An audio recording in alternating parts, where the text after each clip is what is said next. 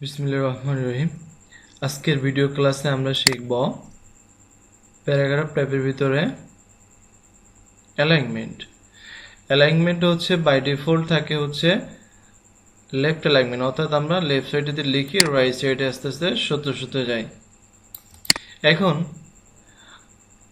Computer office application এর হচ্ছে একটা হেডিং, এটা যদি আমরা মিডিলে দিতে চাই তাহলে আমরা এখান থেকে সেন্টার অ্যালাইনমেন্টে ক্লিক করব, তাহলে একদম পেজের মিডিল বরাবর চলে যাবে। যখন মিডিল বরাবর চলে যাবে তখন আমরা এন্টার প্রেস করে আবার লেফট অ্যালাইনমেন্টে ক্লিক করব।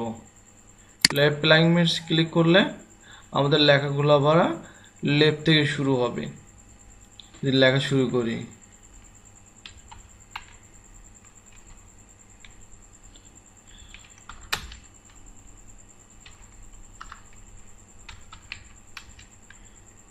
মাইক্রোসফট অফিস ড্যাশ ড্যাশ, এভাবে হচ্ছে আমরা লিখব। তারপরে আছে অ্যালাইনমেন্ট রাইট। রাইট অ্যালাইনমেন্টস হচ্ছে যদি আমি ক্লিক করি, সাপোজ যে সেন্টেন্স আছে এই সেন্টেন্সে থাকা অবস্থায় ক্লিক করি, তাহলে রাইট সাইডে চলে যাবে। অ্যালাইনমেন্ট রাইট হচ্ছে আমরা ব্যবহার করে থাকি আরবি লেখার ক্ষেত্রে। আরবি লেখা হচ্ছে আমাদের ডান সাইড থেকে বাম সাইডে লেখা শুরু হয়। তারপর আছে জাস্টিফাই। জাস্টিফাই যদি আমরা ক্লিক করি, যদি সাপোজ আমি ব্লক করে যদি এটা ক্লিক করি, তাহলে ওর মতো একটা অ্যালাইনমেন্ট সোজা করে নেবে, এক সাইডে করে ধরে নেবে।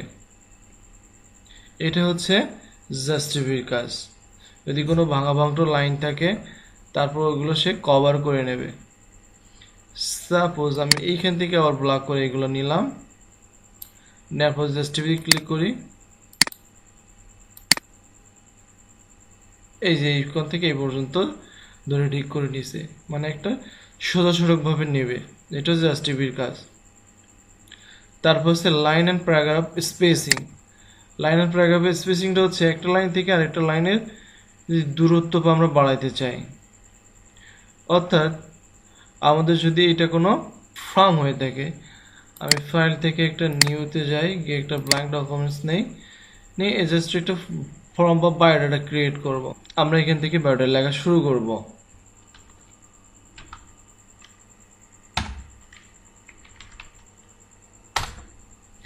বায়োডাটা লিখলাম, তারপর হচ্ছে আমরা ক্লিয়ার অফ অলরেডি ক্লিক করব, তাহলে অটোমেটিক্যালি লেফট সাইডে আসবে, ফন্ট সাইজ আবার ঠিক হয়ে যাবে।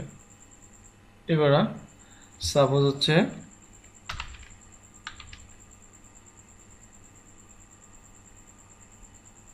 এখান থেকে নেম লিখলাম,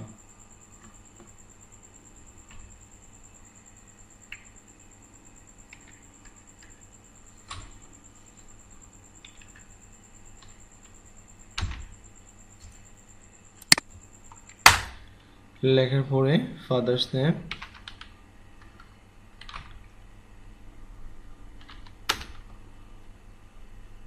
ফাদার্স নেম দিলাম, দেন মাদার্স নেম,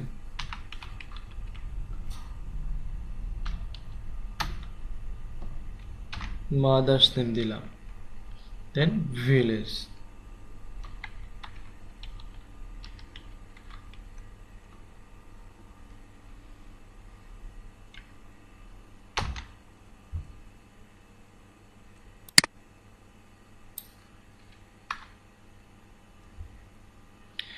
এবার এই ফর্মটা সাপোজ হচ্ছে আমি বের করার পরে হাতে পূরণ করব, সেই ক্ষেত্রে হচ্ছে আমাদেরকে ব্লক করে নিতে হবে প্রথমে।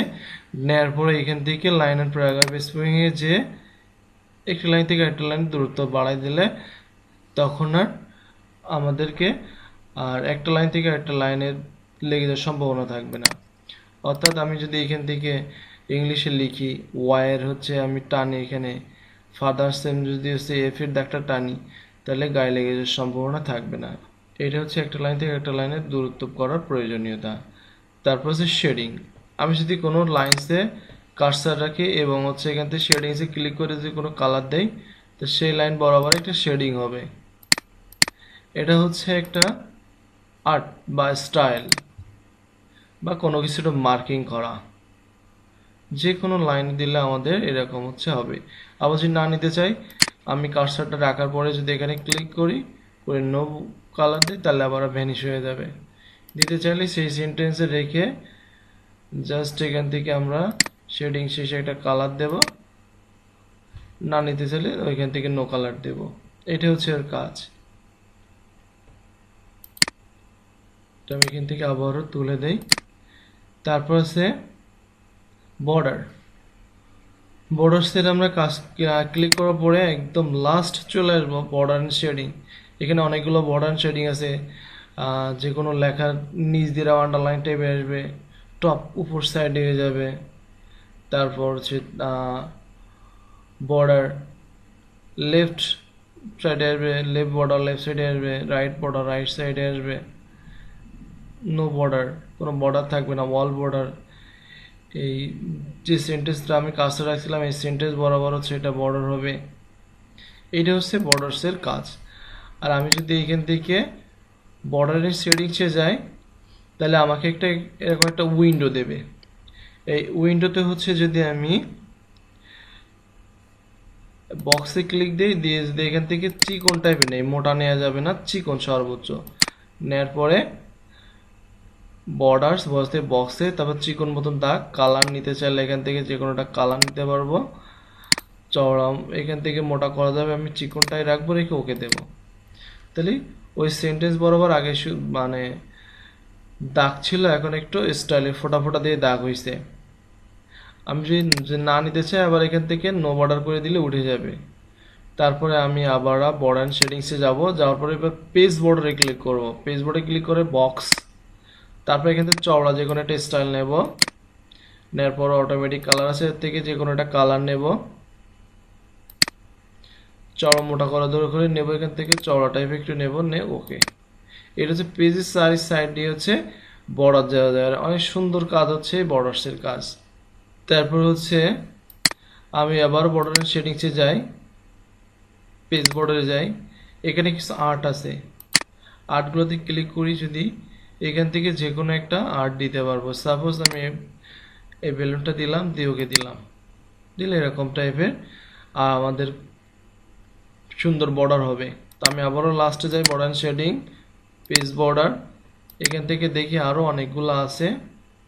এখান থেকে হচ্ছে আমরা যে কোনো একটাতে দিতে পারবো, দিলেই সাইডে বর্ডার হয়ে যাবে।